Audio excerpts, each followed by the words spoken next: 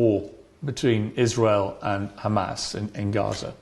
What is your view of this war? I think when you call it a war, you're doing a disservice to the people who are having their limbs blown off by some of the most advanced technical weaponry on the planet. It is a genocide and it is disgusting. And it doesn't matter which side of the political spectrum you fall on. When you observe a genocide in front of your very eyes, you should be disgusted. Which side is waging genocide? The Israelis are genociding the Palestinians, and you know it as well as everybody else does. I don't know that. Well, then it seems like your bosses are not allowing you to know it. What do you think of what Hamas did on October the 7th? Why are you starting the story in the middle? I cannot professionally answer that question without talking about the context that led up to October 7th. Well, nothing to my mind justifies what happened on October the 7th. Nothing justifies what happened before October the 7th appears. This is the exact point. So you're talking to a man, I don't know what answer you expect from me, because let's forget the fact that I'm a Muslim. You're talking to a man who is fighting oppression to the best of his ability because he believes that the people in charge of the world are enslaving us all, to the point where I detriment my own life. I end up in a jail cell because I'm speaking against oppression. Then you're asking me what I would do if my family was blown to pieces? You're asking me what I would do if another government came along and blew my family to pieces? Do you believe Hamas are a terror organization? And that's a very interesting question, but I think you're peddling asininities. Well, just answer the question. Are they a terror group? The UK, where you were born, prescribes Hamas as a terror organization. They also prescribe me as dangerous to children in schools. If I would sit here and say, is stealing wrong? And you'd say yes, and I go, but what if the person stealing is trying to feed their family, and if they don't, their family are going to die? Is it still wrong? You're trying to take a very nuanced and complicated argument and reduce it down to one sentence, which is failure. You're trying to equate stealing with a mob of terrorists breaking over a border, going to peaceful... Is that what Israel did? Wait a minute. A mob of terrorists breaking over a border and killing people. Is that what Israel did? Going through a border on October the 7th. Oh, October the 7th. Massacring young people at a festival, massacring families in their homes in a kibbutz, setting fire to them, cutting their heads off, killing babies. Oh, killing 40 babies, that was true. Well, but the point I'm making is that the media lies. But in terms of what Hamas did on October the 7th, do you accept that was an act of terrorism? It's an interesting question, because you're the person who would have called Nelson Mandela a terrorist while he was still in jail, and one person's terrorist is another person's freedom fighter. I wouldn't have For me to called him answer the question, yes you would have. For me to sit on the outside in Romania with no personal involvement in Israel-Palestine, it's easy for me to say yes, it was an act of terror. However, if I was in Gaza, if I was in an open-air prison, if my family had been annihilated by bombs from the sky, if everybody I knew had suffered the loss of a loved one, if I had no chance of any kind of freedom or standard of life, would I believe it was an act of terror, or would I believe it's an act of resistance against oppression? You have to be very careful how you answer these questions. So what do you think?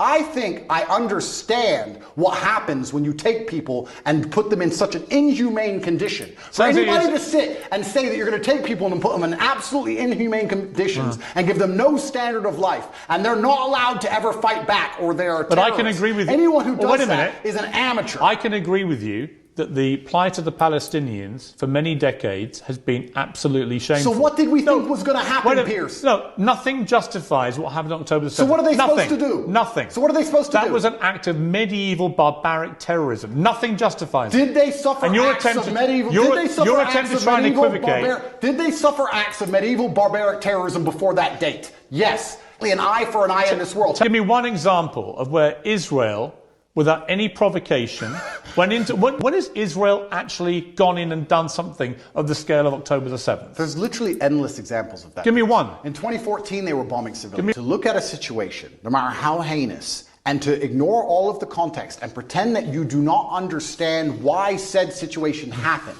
is asinine. No. Is what Hamas did on October the 7th an act of terrorism? Are they a terror group or not?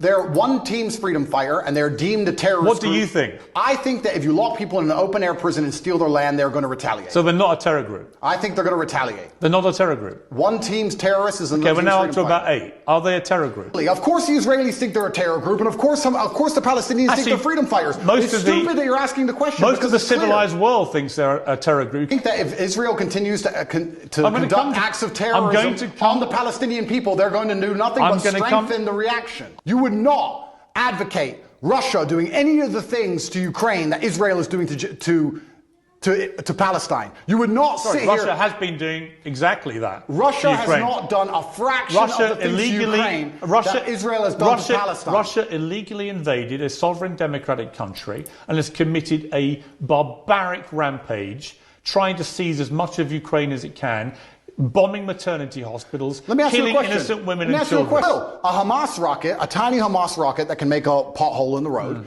and then they get hit back with cruise missiles. Let me ask you a question. Ukraine sent a drone and it hit the Kremlin. A drone attack. It did nothing. It damaged some shingles. If Russia decided to then respond with a missile attack on a hospital and annihilate 800 people, it has been. Do you think that would be allowed? That's exactly what it has been. Would you advocate for that? Have you seen? Would you support that reaction? Seen? If I believed, or if Israel believed, that one of the people in your house was a terrorist and decided to destroy your entire house and kill your entire family, would you sit and say, well, maybe there was a terrorist inside, I accept that? Or would you be enraged? Genuine question. I don't think you can take an individual person's response. Well, it's a bunch of individual people in Gaza. They're people, individuals with thoughts and dreams and aspirations which are being annihilated. 15-year-old girls without legs because of cruise missiles. Let's come to they that. are individual people. They're not cattle, Piers. Let's come to They're that. people. Right. You've spoken about this subject with people more who actually understand the conflict better than I do. Mohammed Hijab understands it better. Low-key understands it better. I'm talking from a very general humanistic perspective. Israel clearly doesn't want to do that to the Palestinian people. Clearly not. If it did, it wouldn't tell a million of them, as it turned out, who moved south. Now, there are arguments about whether to attack them as they moved. Well, some people got hit as they moved. Oh, some people got hit. Yes. Some people got hit. You know what, You know Andrew? what happens? You know what, Andrew? Wait till it's your son's son. You know what? Wait till it's your son. Let me answer this as a professional. What's funny is, I thought we lived in a democratic society. You just had 35,000 Hamas terrorists, and this is the thing that's most upsetting to me. This is what genuinely upsets me.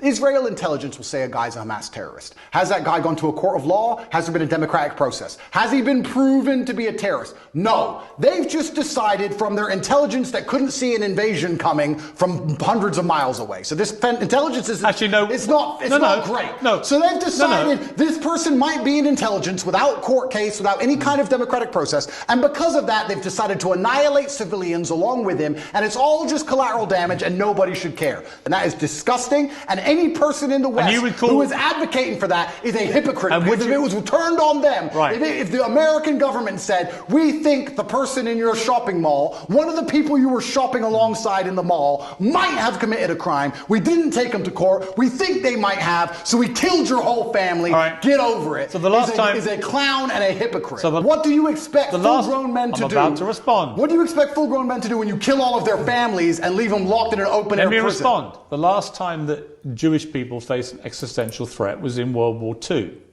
And the Nazis, who wanted to take over the world and kill every Jewish person, in the process of defeating the Nazis, killed a lot of German innocent civilians in the process. Do you think that was justified? I believe that the Nazis, which were obviously heinous, I'm not advocating anything they did, it's disgusting, the Nazis. I'm glad we beat them. Were they terrorists? Yeah, they were. Right. So when you massacre Jewish people, you're terrorists. Except when you do it in Israel. When you try and conduct genocide on a populace because you don't want them on land you say is yours, then you are terrorists. It's exactly what Hamas did on October the 7th. Exactly what Israel had did before that. So you've literally just described what Hamas do. You just described what Israel do. They're trying to genocide the Palestinians as we speak. So you think Israel are terrorists? I think that what they're doing now is disproportionate and genocidal. Is it terrorism? It's genocidal, so I guess that makes it terrorism. It's genocidal. So didn't you say 12,000 people the Israelis have killed thus far? Yes. I saw a video of a 15-year-old girl with no legs begging to die. Yeah. She was begging to die saying, I have no future because my parents are gone or my legs are gone. It's horrific. I have no future. No, but you say that, right? You talk about numbers and statistics and you say a few people got caught. You don't think of Gazans and you don't think of as Muslims and Palestinians as individual people. Oh, yes, I do. No, you don't. Because if you did, if you did, you would not be happy with what's happening. Don't you dare say that about me. Well, okay, then don't group them together in numbers. No, They're not numbers, I've they're spoken people. for many years about the plight of the Palestinian people. I think it's outrageous that Israel has any control over their ability to function with water, with fuel, with other energy, and so on, and food, and so on. That's interesting. So if you were in Gaza as a Gazan male, of masculine, fighting age, and you believed the things you currently believe,